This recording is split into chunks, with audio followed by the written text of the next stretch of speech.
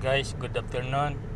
Welcome to my short video. Bumalik kami dito sa Riyadh Bank. Yan o, Riyadh Bank. Yan.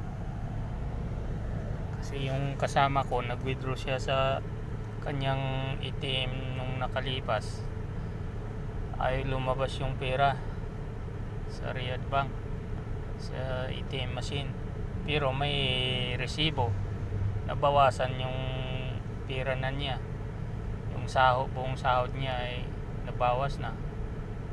Yun, sabi niya ay lumabas daw yung pera, pero hindi naman lumabas nung nakalipas dahil yun, yung nandun ako, ang tagal na tumutunog yung machine, wala namang lumabas. Sabi nung taga-bangko lumabas daw.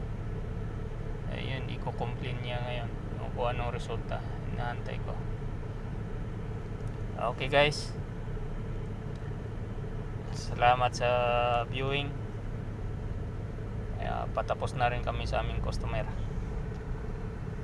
Thank you so much. God's love you. God bless. Bye bye.